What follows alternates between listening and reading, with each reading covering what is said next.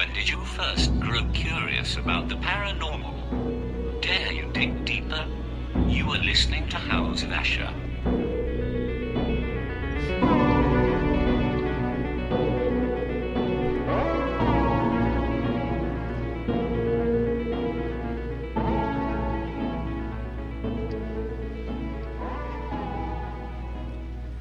Welcome back, everybody. This is the latest episode of House of Asher. This is actually episode 55, and like I said, it's one of those deals where every so often I get to talk to different folks that have went and saw things I have not encountered, which is there's a lot of stuff I haven't encountered, but especially stuff like here in Kentucky, because like I said, for whatever reason I've just not made certain destinations so far, but I'm very lucky to have my friend Kevin Cummins on the line. Hey Kevin, how you doing? Good, Steve. How are you? I'm swell, man. I appreciate you being on, and like I said, we'll kind of touch base with some of the different stuff that you've done, and if you want to kind of give it like a little quick primer on who you are for those folks that may not necessarily know you from the area. Okay, well, I was born and raised here in Princeton. Our families actually have known each other all of our lives anyway. I worked for a cable company here in Western Kentucky for 30 years. Now I've worked at the Kentucky State Penitentiary. Right. So, and like you said, and obviously before that, you did so much with the EMTs and stuff like that, which I think that's what you were doing when you first met. Well, I'm sure we met, but as of like officially having you guys, like, because you were like in our wedding party, so we go back a ways. I was, yes. Yeah. Well, your brother and I went to school together, so. Okay, are you talking about Mikey? Yes. Right. Yeah. It's funny, I may actually have Mike on here before too awful long, just because there was a couple of different like kind of oddball experiences we had together, and or in or around each other, and a couple of them are pretty freaky. There was actually one that I was sort of in the middle of, and I didn't realize I was in the middle of it until he had told me about it later. I don't want to say too much about it because it's actually a pretty freaking nutty story. But all right, so let's wrap. Okay. Our mutual friend from Jerry and Jerry and Tracy from Hillbilly Horror Stories. I knew they had a thing not too long ago, and you guys got to visit Waverly. Yes. And super nice people. Oh yeah, they're salt of the earth folks, and very accommodating, good people, and that's the thing. When I started doing it kind of started as like a little bit of a video blog and like a jump on there and a 5-minute video or a 15-minute video or what, and it was just more like a video blog. And then it slowly started taking shape, and I started pulling in guests, and then it started kind of taking, it's up to like, about an hour's length now. So anyway, but they were very big on, kind of giving me tips and this and whatnot. And I'm always in your debt for the fact that you got them interested in my first book, The Hauntings of the Kentucky State Penitentiary, and in the Western Lunatic Asylum books as well.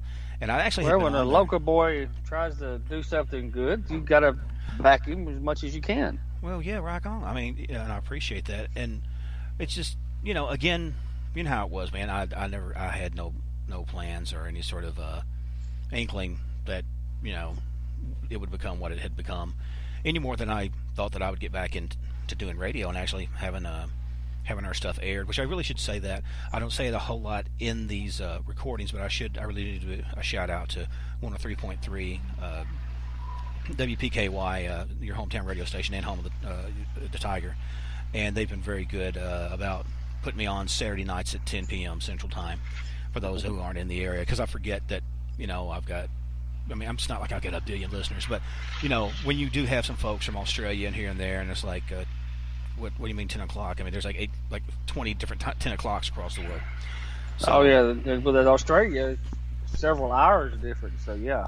Right, and well, that's the thing. They're basically a day ahead of us, so it was sort of like time traveling. I'm talking to somebody who's watching the sun on the other side of the planet, which is, I guess, nowadays isn't big stuff. Like you said, for just a little country guy like myself, that's high cotton.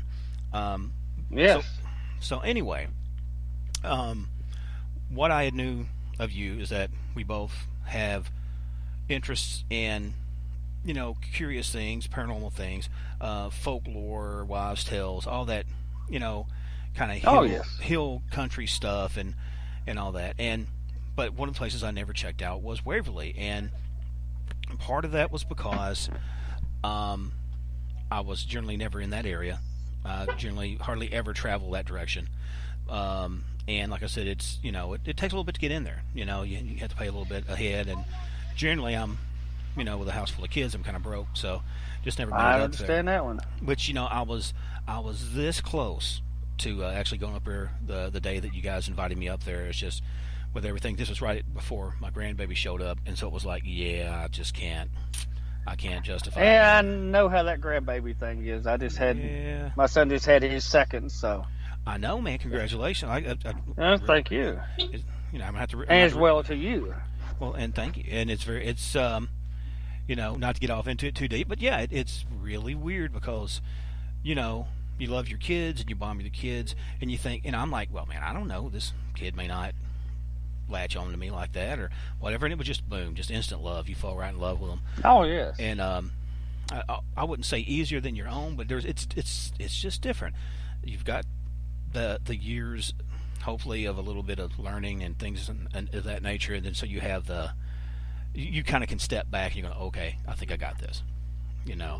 So a little bit of the pressure's off because you're not necessarily mom and dad. So. No, and you can always send them home too. That's right. Yeah, all the toys with the blinking lights and the whistles on it. Yeah. So jack them up with a little bit of chocolate and. Yeah, all that stuff. Yeah, caramel apple. Put them in the car. It'd be great. Yeah. But let's wrap about this. Now. Okay. As of Waverly, I knew it had been a mental hospital. It also had been a TB clinic, which actually it had never been a mental hospital. It was always a tuberculosis hospital. Really? No, see, I didn't know. With TB. You still there? Yes, sir. I'm right here. You started digitizing. Ah. Yeah, I was the same way.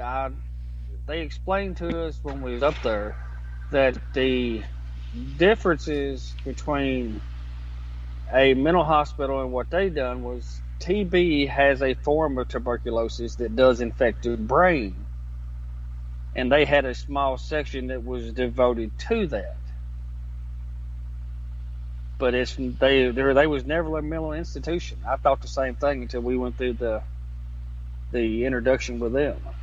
Well, I mean, and for those that aren't familiar with our area, like I said, the book, the one, Western Lunatic Asylum, which was the former name of the Western State Hospital, had been a TB treatment center, but also did house mentally challenged adults and people.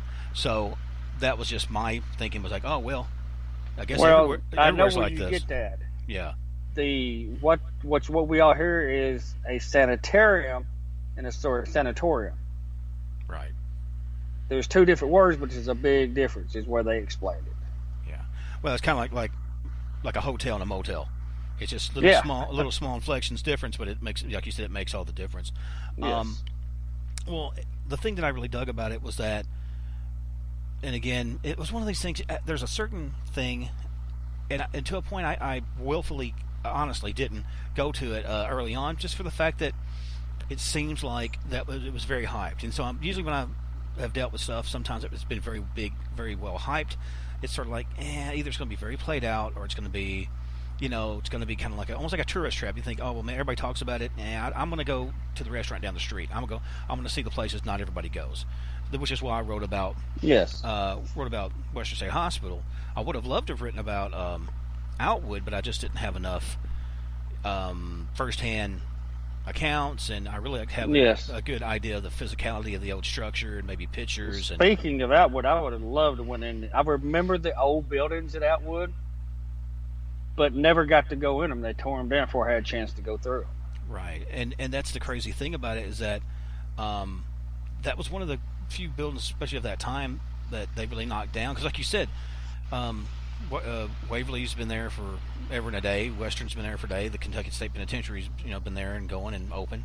So, do you have a rough idea of like a little bit of the history of Waverly? They wanted a place away from the general population because they knew that it spread. So they built it out here so they could have an open spaces. They believed that the more fresh air you got, that it would be better for you. That's why you see the open structures on each side, so they could pull them out so they could sit out in the open air. Even when it was below freezing and snow, the way they described it to us, the patients on stretchers, even in wheelchairs, had snow on top of them. Dang. But they had blankets. They had electric blankets. So, I'm sure they got cold as anybody would. What I found fascinating was they even had headphone jacks. So they could plug in a set of headphones and listen to their favorite music while they were sitting out there. Wow. See, that really surprised me. This is on the top floor now. Just on the top floor. Okay. Well, see, and that's the thing, because when I think of Waverly, I think of sort of the Victorian era, early 20s type stuff like that, which, and what people fail to realize is that TB was like, good Lord, I'm just trying to think of something that was just very, very, it was like AIDS was when it first started. Right. Well, just like, you remember back when we were kids, we still had, we had a teacher that had polio. And then you have all these different folks before us that, had like the big vaccination scars on their shoulders and stuff. Still got mine. There you go. So you have so many things that phase out in generations because my mom, I guess, at one time or another, and it was especially when you have a lot of people grouped together, it's more likely for that to spread. Being from a poor family and a large family, somewhere down the road she had been exposed to it, and she always had I guess they would call it a carrier, but not active. Yes. And so her whole life, anytime she had a test, she had to show them like, no, it's not active. It's this, and so it's something. It's just something people don't think about, that it wasn't that long ago, No, it wasn't. Because people again think of like, oh my, again the Victorian and earlier periods, and it's all these people in wide brim hats and whatnot, but it went on and on. I mean, when did they actually close the doors on the ward? The exact date I do not remember. But what is scary about TB to this day, somebody could sneeze, say, in your local Walmart, and you can walk through that 2 or 3 minutes later, and if it's not had any big drafts, you can still be exposed to it like that. I wonder, because there's certain things, the pathogens that live outside the body. I've heard of stuff as like ice caps melt, like ancient viruses and stuff that, I'm not saying it's like the blob taking over nothing, but they would kind of reactivate and they would find signs of certain type of bacteria and stuff that, millions of years later. I wonder, how likely it was after the fact of you going through an area, real dusty area, stirring up something, which I would have assumed they probably would have scrubbed that place down, especially once, new owners had bought it and went to looking at what are you talking about? Fixing it up and whatnot. Just going through and I think they're going to make it into a motel or a hotel. Well, see, so that's you can actually stay. Yeah, was it going to be kind of like certain floors are going to be kind of like bed and breakfast, and then like the other parts you can kind of explore? Or are they going to like do the full? I think it's just going to be part of it because they've already started. It's around the kitchen area where they've started doing some of the remodeling.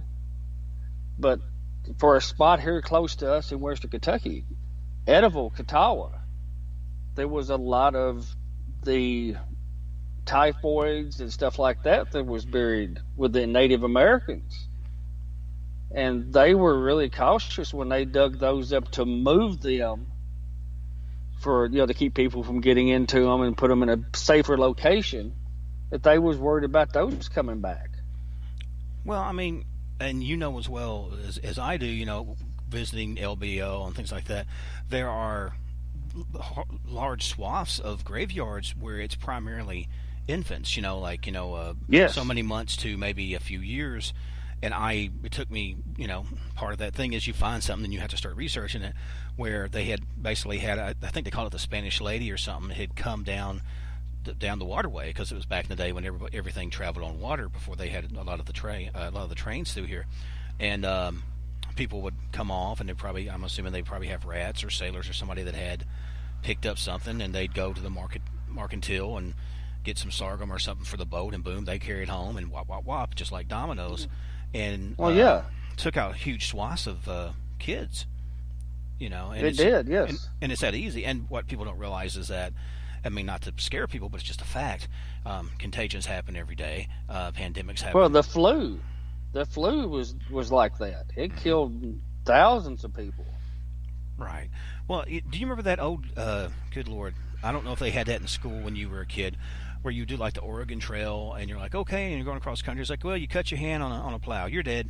I mean, that easy. You drink some unfiltered water, you're dead. And it was that quick. It would, people think maybe, oh well, they got eaten by a bear, or they starved to death, or they fell off. Infection. Just simple infections. Something as simple as that. And which thank God. I mean, we kind of look at places. Well, most people look at places like, the Western Lunatic Asylum and Waverly and places like that, like, oh my goodness, what a horrible place, But at the time, this was like state of the art technology, state of the art treatments, yes. And it was an attempt to help these people. I mean, I'm not saying that. How do I word this? Sometimes when people are in that condition or whatever, they become marginalized.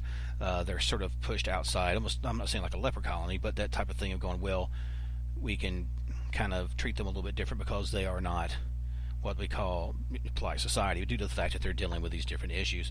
But a lot of what I understand, especially like places like Waverly, were very ornate. They were very beautiful. They had areas where they'd have dances, and they'd have all this and that. Almost like I try to describe it to people. It was its own city, basically. It's kind of like, like the Kentucky State Penitentiary. Right. They've got their own sewer treatment plant. They got their own water treatment plant. They have their own mail room. It's like a little small city. Right. Well, and that's partially due to the fact, like you said, that these people are kind of isolated, and you try to normalize them as much as you can, and you try to give them those little elements of home, and not everybody in there. I mean, not just the poor got TB and things like that. There were people from higher society that, whatever, maybe a groundskeeper come through that was exposed to somebody, or a maid or somebody come back from visiting a sick aunt, and boom, that's the cruelty of disease. Something like that, it doesn't discriminate with money. Right. Well, and that's the thing. Not to talk too much about here locally, but I knew I'm sure you visited Adsmore before at some time or another, and I was in it before it becomes Adsmore. So yeah. Okay, so well, you remember? I believe it was Selena, the lady that had died of consumption. Was that right? That was tuberculosis. I think it was her TB. name. Yes. Yeah, and I remember I actually saw the little spoon where they had to give her the medicine. I don't know if it was a sulfur medicine or something, and it was something to try to soothe the cough and make her, where she could kind of manage a little bit. And which I think eventually it killed her. I don't think she died there, but it was one of those deals where, like you said, it ravaged her. It was not a kind disease at all. It was pretty brutal, and a lot of times people would attribute to, like in the early Victorian times, tales of vampirism and things like that, because you would have people who would get very ill. They're already coughing, bleeding from their mouths. You put them in the coffins, they're still having this different issue. Maybe they come to, maybe they weren't fully dead, and they're scratching all over the inside of the coffins, and boom, there's blood everywhere. They must have just fed. No, they're coughing their lungs up. So tell me, when you and Jerry and Trace and everybody went there, and exactly what was it again for the people who were unfamiliar with the event? They had a podcast little meet and greet. They had, I think, 3 different podcasts there. It was Hillbilly Horror Stories. It was the podcast out of Philly. I cannot think of the name of the podcast right now. I just listened to one of them, but old age stings. But anyway, they had 3 of them there, and you bought your tickets for the seminar, or you could buy tickets to the seminar and go to Waverly. Well, the lady I helped with her wildlife rehab, Linda Crenshaw, which she has Crenshaw cats. Mm-hmm. If anybody's looking for a cat, she's got cats that she can get you. Every make and model. Every make, model, size, color, you name it, she's got it. But anyway, I told her about it, and she was interested in seeing Waverly and wanting to go through it. So, we got the tickets. We went up there, and we got in on, I think it was the 10:30 trip. So we was there from about 10:30 to about midnight. Now, when you guys went, did you basically say, okay, for people who have not physically seen the place, again, because I know it's a very large building, do you have a rough idea like how many levels there are? There were 5 levels total, counting the roof section. Okay. And I believe that's correct. Where did you guys get to check out? Okay, we got to hit every floor momentarily. We didn't. This was more or less a walking tour history lesson. Right. We got to do a small little investigation. One floor, the 4th floor in particular, there was no video equipment allowed, no flashlights allowed, because that's where they say they see the shadow people. So they want to keep that as, I guess I hate to say it this way, as clean as possible from contamination of lights. Right. Well, now, when you say shadow people, now, are we talking about the classic, kind of like the Hat Man type shadow person? Is this more of a, like I said, just like a darting figure, or is this something they say communicates? Is there something that, touches you? They say that's what they say. They see more movement, shadow people. I seen something that of course, what they tell you to do is not to concentrate on one spot, but just kind of look out of the corner of your eyes and you can see things moving in and out. Now, whether that's shadow people, your eyes trying to matrix on something and make something out of it, right? And I'm not sure. Well, there's also that suggestion there as well. Well, if you do this more likely you'll see this. So, I mean, of course, and that's the thing that, in doing investigations, that you have to look into it and you have to kind of go, okay, well, can't rule out this affecting it. But so all right, so you saw some stuff on the 4th floor. Now, what was the 4th floor back in the day? What was its usage? They was just a general population of patients. I believe. I never heard them say it was anything specific. The only thing that I kind of felt or saw, of course, they give some of us time to go down there one-on-one. Just walk down there, see if you felt anything, see if you could see anything or anything kind of moved around you. Mm-hmm. Of course, working at the penitentiary, you're always getting your funny feelings and things like that. I had one place where I walked by and just kind of the prickles on the back of your neck kind of come up. Then when I was standing down there, of course, they're saying, "Can you raise your right hand?" So because there's something beside you. You do that. I could see something in front of me, and this was only like maybe 30 feet. That was large and darker than the rest of it. Never seen it move, but it was there. So the darker than dark type, classical, things that standing in the dark and it was beyond the night. Well, now, when you said someone told you to raise your arm, now, was this the tour guides? And I know sometimes... This was the group of people that we was with. Okay, so somebody said, "Oh, hey, we see something by you." Yes. Okay. Raise your hand, because they was seeing something, say, to my left or my right. And they're trying to see, or are you raising your arm? And, of course, I had my back to them, and I was just answering their questions and doing what they asked, as we all had a chance to do.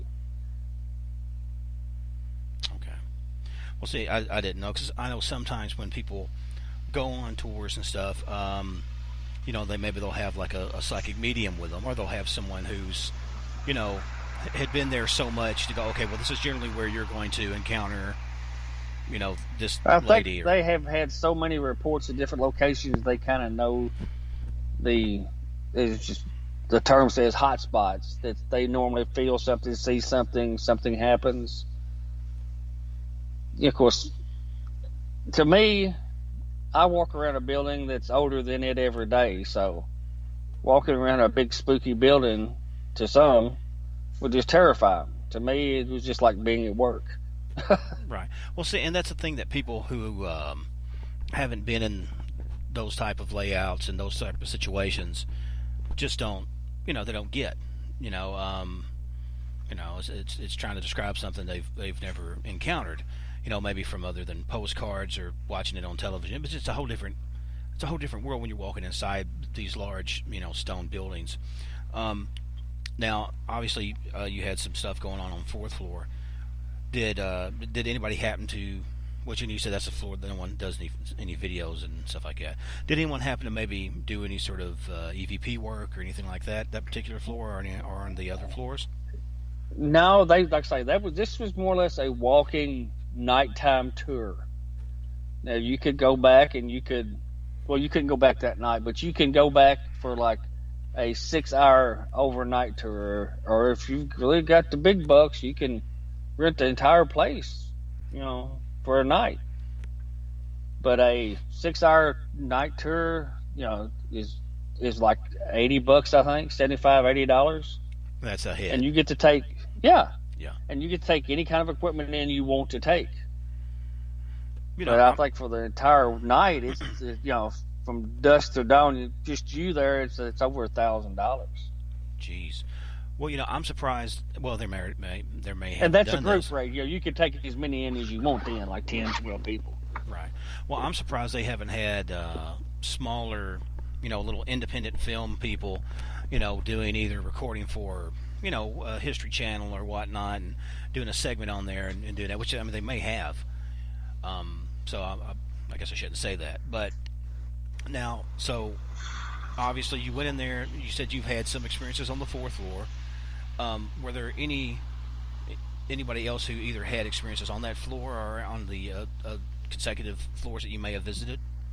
Well, we had several people say that they had seen stuff, felt stuff. When we got up to what everybody claims is the big room where the nurse had hung herself, which they claim, everybody says it's the room, what is it, 502, 302, something like that. It's actually a bathroom. So it wasn't actually a patient's room that she was hung in. She was actually hung herself out in the hall, not in that one particular room. Like probably through like what, something up around a pipe or something above her head. Yes. This was right in front of what they had as the elevator, which would take people directly down to the surgical ward from the top to the bottom. When that door opened, it was in the surgical ward. Is where it stopped at. So, you know, of course they had the stairs that went all the way up, but this was for taking patients down that was going through surgery, which with TB, they would try removing ribs. They would try deflating, you know, lungs, and then actually reinflating them, you know, so that they would breathe again. So, okay, so well, I'm trying to understand the reason for the rib removal. What do they think that they would to allow the lungs to expand more? Ah, okay. Okay, like that. And there was actually patients that were saved by them having the lungs to collapse and then reinflating them. There was actually patients that lived and survived through that. But to me, the pain had to be enormous. Right. Well, and that shows you sort of the mettle of the people of the time, you know, dealing with something. Because, you know, it probably has a lot to do with at what stage they come in there. You know, if they're relatively still hardy and younger folks, but, you know, you get somebody in there, it's, you know, getting 50, 60, 70, whatever. You know, I'd say the prognosis was pretty grim. kind of from jump. Well, one of the things that I found just hard to believe was they would actually put weights on your chest, thinking that was going to help. Which, if you can't already get a lung full of air, that's going to make it more difficult to breathe. What were they thinking? Maybe it would be almost like an exercise, like you're flexing the chest muscles more? I guess. Nobody ever come up with an answer that I heard for that one. Yeah, that's the only thing I could think of, man. But that's a little, that's dicey. Why would you want to do that if somebody's already has limited capacity to breathe anyway? But that's weird. So now, how many people actually went with you that night? Like, how big was the crew that you were with? There was probably 30 people, and we would divide up, half the group on one side of the middle and half on the other side. You could either go east or west. And, when you got on the top floor, you was actually allowed to venture out, do a little investigating, looking around. Which, from the top floor, the fifth floor, it's amazing how far you can see and how much is up there. Right. But it was a pretty good sized group. Well, how big? Like, if you're saying, okay, you take, half a group of like about 15 people, filing up one side of a hall and up the other side of the hall. Roughly, what was the footage of that? Would you say? The building is it's better than a football field long. So you're looking at 50, 60 yards either direction you can go. Okay.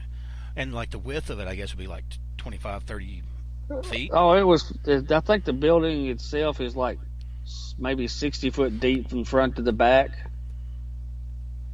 You got a main corridor that goes down the middle, then you got a 10 or 12 foot room, then you have a 20 foot balcony, for the patients to be on. You had to put stretchers in there and chairs and stuff like that. So, it's a pretty good sized building.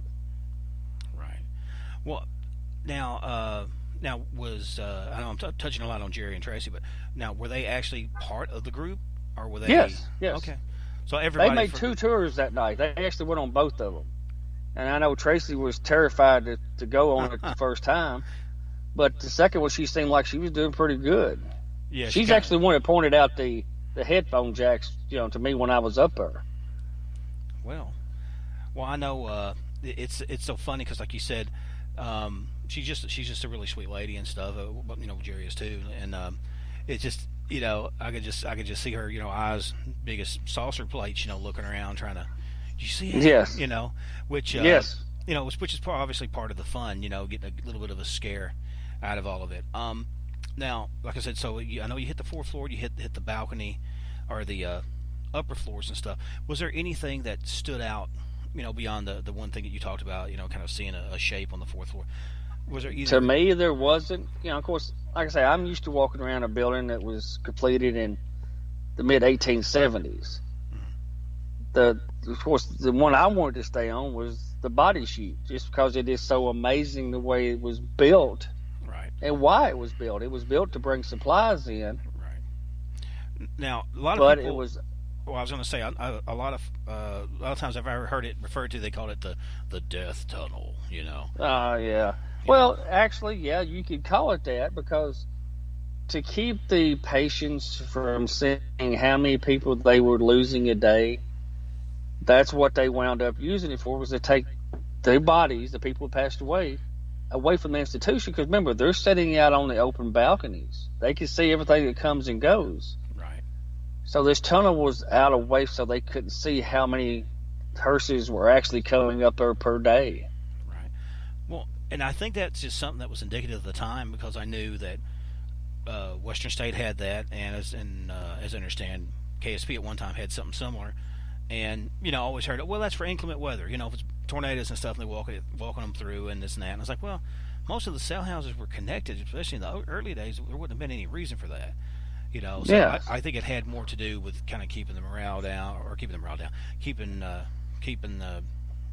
sort of the patient's morale. Yeah, up. Yeah, yes. keep them a little bit more pacified. If you want to say that. So they actually had one room that was, they thought sun tanning and getting a tan would help at one time. Well, I So mean, they actually had a place where you could bring 2 stretchers in, and they could sit in there with big sun tanning lamps, and they thought that would help. The getting a tan on the skin would actually help the lungs or something.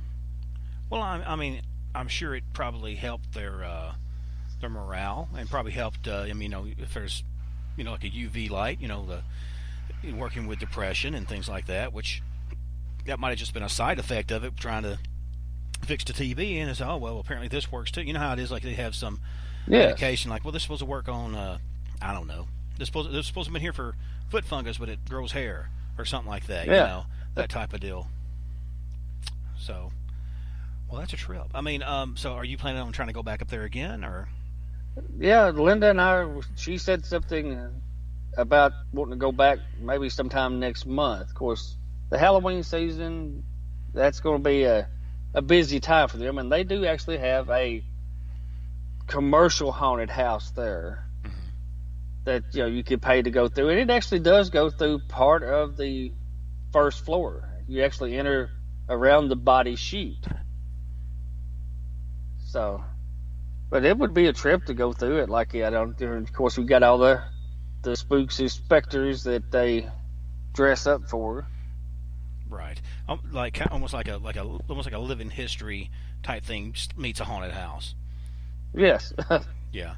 Well, I keep telling Cheyenne, I said I really want to try to make my way up there eventually, because Jerry and them's been very, very kind and stuff, and I actually got to speak to. I'm not sure if you heard the show with David Domine, the guy that was talking about old Louisville and the gargoyles and all that crazy stuff. Oh, I'd love to walk through old Louisville. I've got the books from there. That I'm not sure who the author was now. If it may have been him. I know he has written quite a bit on it, like you said, especially that area, and it ties in with the Kentucky Spring Hill Jack and all that stuff. And yes, I always wanted to check out the Pink Palace, because of all the kind of history to it. And I mean, I always had heard, it tied in with like secret societies and Crowley and a whole lot of other stuff, which you hear a lot of stuff. But regardless, I think it would be cool to check out for sure. And, it would, yes. Which, well, I was going to ask you too, if somebody wanted to contact, I don't know if you have any of their information. I'm not sure exactly if you just contacted Jerry or how you did it. I'm assuming they just go on like just Waverly Hills Sanitarium.com or something like that. Yes, they have a website, and this time of year, their investigation parts are pretty much filled up. Right. You kind of have to look at them in the spring and kind of set your time and when you want to go. Now, I know for Halloween, you could go to the whatever you want to, the haunted house part, just as you can get in. But I've been told that the lines are just unreal long. Right. Of course, you got the Waverly Hill attraction, and you got the attraction of Waverly itself. So, Sure. but Well, like I say, I told you about the podcast from Philly. It was Twisted Philly. I don't know why I couldn't come up with that a while ago. That's a good podcast. That she helps them out a whole lot also. Well, see, and that's one of the things that's great, is that there's, especially in podcasts, there seems to be sort of a brotherhood or fraternity quality to it. I mean, and don't get me wrong. I mean, I've dealt with a lot of folks in bigger areas of media and things like that, but it gets a little bit more cutthroat. It's just a fact. Just like anything. Yeah, true. The higher things get, the more competitive it gets, and the more serious the gloves kind of come off. But I've been very lucky that for the most part I haven't encountered a whole lot of that, because I just always just try to stay back and kind of do my own thing, and just kind of like Jerry and them, they have their own little niche of doing what they do and reporting on the things they report on, and it works out. And that's what's so great, is that I hate when you have necessarily, I mean, which don't get me wrong, certain subjects are just great. I mean, I'm gonna do, I'm sure, a show on something to do with exorcism. I'm sure I'm gonna do a show something to do with a whole lot of different stuff. But when every single show is reporting the same event or the same sort of thing, it gets kind of derivative, and it's kind of nice. That's why I try to do the stuff here local. Oh, what did you hear about this here? Did you hear about the old hanging tree out in Farmersville? Or did you hear about this and that? And it's it brings something to people that they've never heard of, especially for True. the fact that, well, you know how it is. You know, those stories Mama and Papa might have told you when you're little bitty, and come to find out, well, maybe there was some truth to it. You know, that's something that always struck me as really really interesting, because it's something. I mean, don't get me wrong. There's always something more, no matter where you're at. You know how big a facility it is, and True. what you were talking about, the thing about visiting, you know, Halloween or visiting in the spring. You know, if a place is haunted, it's haunted. You know, I'm pretty sure. Yeah, and I don't see. Of course, a lot of people say that you have to go at night. If there is a ghost there, how would it know what time of day it is? It's going to do the same thing no matter what. Right. I think the going at night is the whole thing, just to amp you up more. Yeah, and it could be the element of, you know, we've talked about before, of, you know, you're standing here in the middle of the day, high noon, with a flashlight across the football field. You blink it a couple times, probably won't see it. You do that at midnight, and there's no overhead lights. Yeah, I mean, it may not be super bright, but you're going to see it a heck of a lot better. Maybe you'll notice the activity better, but I think part of it is just that mood to set the tone for the thing. I mean, Yes. I mean, that's fine, and that's interesting, and that's fun, but, you know, like here, it's, you know, our local place, you know, I've went through, and I've done it in evenings, I've done it in daytime, I've done it in the morning, I've done it at night. You know, obviously, when I'd make sure, you know, if it was nighttime, have permission with the city, which, you know, was easy to get. But it's one of those things that I don't think you can really sit and talk about if something's haunted or not haunted and not check it out at different times, because maybe you got, it's like, oh, well, maybe you heard blah, blah, blah, because there was no other sounds, and you were picking up something coming from down the street or carrying over the hills, and you do it multiple times at different locations. It gives you a little bit more credence to being real. Let me ask you something too. Okay. Because I don't want to get too deep into this before touching on some stuff. Because I always ask folks, you know, obviously, you know, what, you got a book out, you got a podcast coming out, you got anything like that? I know obviously you do a lot of stuff with Miss Linda, and I know we kind of had talked about her cat's adoptions and stuff. Was there anything, a site or an event or anything you want to mention that you want to touch on? Well, here in Caldwell County, we do have the yearly ghost walk that's coming up at Cedar Hill Cemetery. Mm-hmm. Now, it's not a spooky ghost walk. It's more of a history lesson. Well, it's still in a graveyard, so. But anytime you get to spend time in a graveyard at night, it's a plus. You know, I love cemeteries. I've always have. I grew up not far from Cedar Hill. My grandparents lived right there at it, so we played in it. Right. Well, see, that was me too. And you explain it to people, and they look at you like you're Pugsley Adams. And I was like, look, that's the quietest place in town. And unless somebody come there causing trouble, those folks They ain't gonna bother you. Nobody. And you know, I always felt pretty safe there. You know, there was a time or two I think I might hear a little something behind me and stuff, but it never was really threatening. And so I just went on and did my thing. I did want to mention real quick, because we're actually talking about events, because I didn't mention on the last show, October 13th, I'm going to be doing a thing in Paducah. It's the it's kind of a cosplay plus writers plus this and that, and it's you can look it up. It's on Facebook, and it's a Heroes for Hope event in Paducah, and it's going to be October 13th, and it's going to have writers such as myself, Geraldine Stith is going to be there, the writer of, you know, the Kelly, you know, books, and the Hopkinsville Goblin. That was something I never heard of until the last probably 6 years. I never heard anything about Kelly, Kentucky until I got to doing more in this field. Well, you know, that's a weird thing about it, and that's the great thing about it, is that we stumble across things that it's like, well, people look at you like, well, how in the world? It's like, man, I guess I was out of school that day. I just missed it. Just like I think I talked to you about the Stanton, Kentucky UFO deal, and I don't know if and I'm actually going to try to have a lady connected to that on before very long. I don't like throwing out too much information just due to the fact that, God forbid, they have to call in or something happens that people aren't disappointed and go like, well, wait a minute, I thought you said they were going to be. So I usually don't put out, you know, who I got on shows before a week out. Well, just like this thing here, we didn't schedule it until it's like, hey, you want to do a show? Yeah, okay, I'll be back at blah, blah, blah, and here we are. That's, you know, that's seemed like here lately, every time we tried to connect, it was something else that come up. No, but you know what? I think things happen when they happen for a reason, and that's all good. That's true. But I was also going to throw out, just for the fact, because if I don't, I'll forget. In the weekend after October 13th, which I think is let me check my handy dandy notebook because I'll certainly forget. The 20th, I have a signing down at George Coon Library, a meet and greet at 10 o'clock from 10 to 12. Okay. And like I will be there for that. I feel like I'm kind of plugging myself, and I apologize, but I like to. Well, you have to.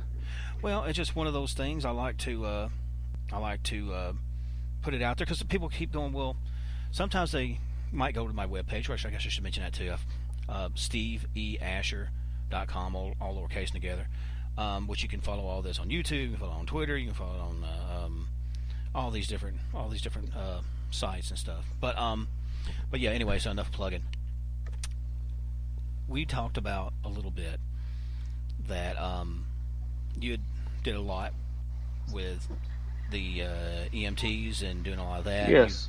You've seen a lot of bizarre stuff, answered a lot of calls and stuff. And I don't want to get into anything particularly gore, just for the fact that, you know what, this is in the area, and God forbid, I don't want to tell anybody's business. So, but let's talk a little bit about either stories you got from other EMTs about really oddball things, spooky happenings, whatnot. What's some of the weirder things that you've either encountered, heard about, experienced, and whatnot connected to that particular job? The biggest one that I ever had happen to me, of course, with HIPAA laws, you can't mention names or anything and I wouldn't along those lines. Sure. But this was an accident that happened. This was in the mid-'80s. I became an EMT in 1983. And, of course, David and Linda Crenshaw, they were the EMT instructors for, good Lord, since the middle 70s. Mm-hmm. And this was a head-on accident that happened on the east side of Dawson, almost to St. Charles. And one of the patients had passed away in the accident. And I hadn't been an EMT very long when this happened, so we're looking at 84 or something like that. And they had the jaws of life, and they had the door open and had them still in there propped up to keep the part from coming back down on the patient. Right. And my captain at the time had said, just sit here with her, make sure nobody comes up, takes anything out of the car. Of course, they had a sheet over her.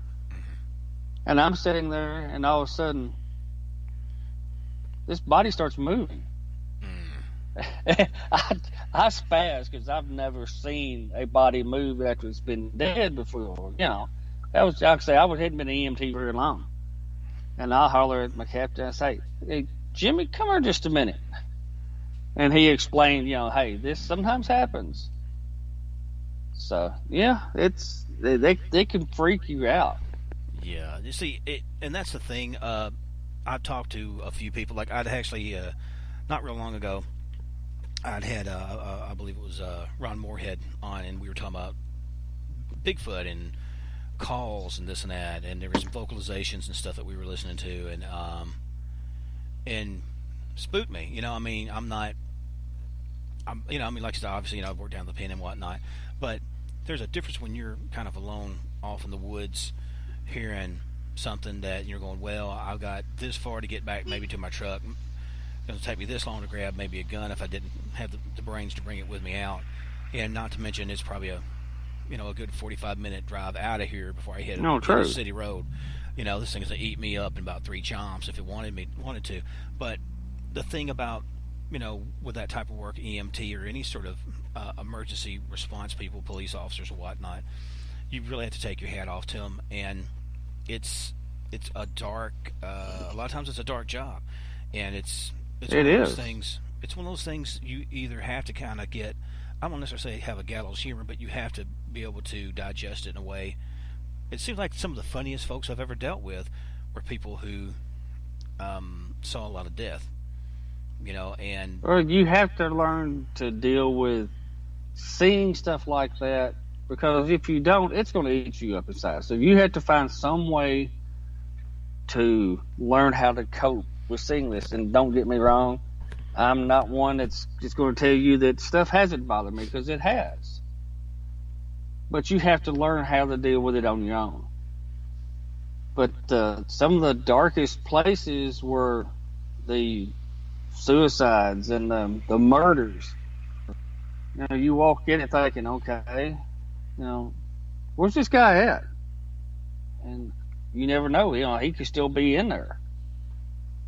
Oh yeah, well yeah, I guess you're right, because you show up to the scene, you're like, well, you don't know if they've cut them down, they don't know if they've whatever, and you know, without getting too gory, I mean, sometimes it's kind of obvious, you know, if there's somebody's half, you know, their contents are blown up a wall, or God forbid, you know, something like that, or a thresher accident. You kind of have an idea of what you're walking up on. But like you said, a suicide can go so many different ways. And what's bad is, too, is a lot of times if, say, a person does hang themselves, you know, they cut off their lungs, obviously, because they can't breathe and whatever, and either suffocate or break their neck or both. And I've heard a lot of people talk about, actually, well, I don't want to talk about certain cases at the pen, but okay, let's, you know, you cut somebody off, cut them off of a rope or a bed sheet or something, you loosen it up, and a lot of times that air comes out, be it where they've bloated a little bit if they've sat there, or for whatever reason.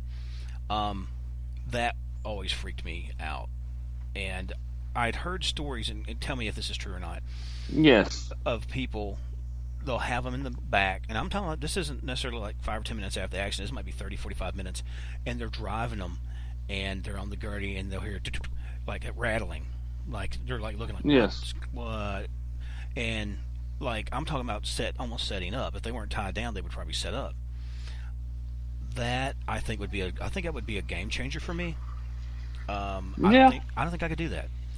That's just well, the big thing with suicides, if you don't know that someone has completed a suicide, what are you walking into? You know, you walk in and the family says, yeah, I think they committed suicide. You don't know their mental status. There was one where we started out just before sunset. We got there, it was dark. And the fella had cancer, and she says, I think he has committed suicide. He's in the basement. Of course, they want somebody to go down and find out where he's at. It's dark. Who do you think they picked? Yeah. Exactly, yeah. Go down there, Kevin. So, you know, you kind of have a rush of adrenaline, and they start pushing you. You get really upset really quick. And, you know, you don't know whether this guy is just looking to take somebody else out with him, whether he has done it, whether he needs to talk. And if somebody is thinking about doing this, call somebody, text somebody. There is a national hotline for suicide. I have a friend that actually works in one of these centers like that. And I don't know whether I could do her job or not. But Jerry and Tracy always try to voice, you know, call somebody. If you need help, call somebody. It's not a bad thing to ask for help.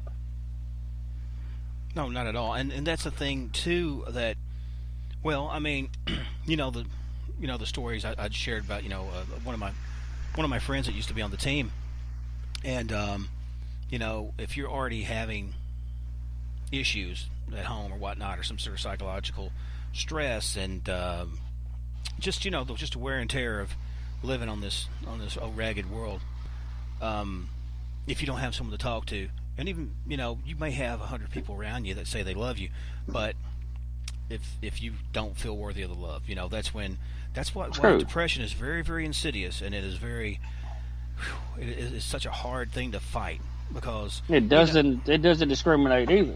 No, not at all. And that's the thing, because you always hear about somebody talking about, well, that gal had everything to live for. I wonder, well, for whatever reason, that person didn't feel they did, or they felt they were in a position they couldn't get out of something. And you're right. And it seems like, too, well, very well, the suicide rates amongst first responders and stuff is quite a bit higher than the national average. So between first responders, police, EMS, fire, corrections, yes. It's since I've been at the penitentiary, I think just in engineering, there's been 3, and overall, it's probably been 8. Right. Oh yeah. I mean, without saying names, I can count on one hand and part of another one in just the 10 years of being from there in Western and stuff, of folks dying, by their own hand, or seemingly like a misadventure type situation, and it's bad, and it's obviously bad. Anybody goes, and what people don't realize, and I don't want to necessarily do on the last few minutes of that, but it's one of those things where people just go, we'll just get over it and this and that, and cowboy up, and all the kind of stuff that people say who aren't necessarily dealing with it, and that doesn't mean you shouldn't try to manage your depression and you shouldn't try to do this and that, but like you said, there's so much help out there nowadays. It's not. It's easier to saying, just put your big girl panties on, your big boy panties on. Sometimes that's easier said than done. Right. When you're seeing that there is no way out, or you don't feel like there's anything left, you got to find a way to go on, because there is so much more of a benefit to not doing it than there is to do it. It's a final when you do it. Right.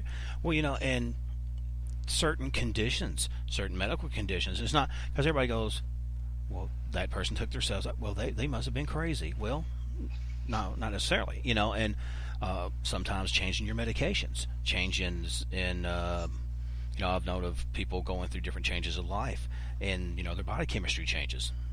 Yeah. Just something as simple as that can cause a whole lot of dark things, and unfortunately, a lot of times the EMT folks are the ones who come across that and have to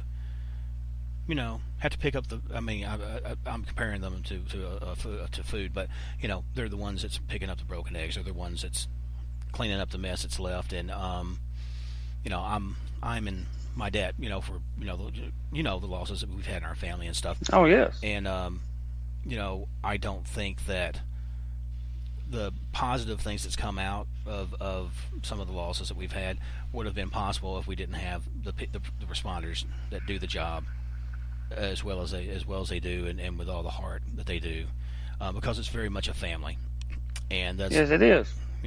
And suicide, like I said, it doesn't discriminate.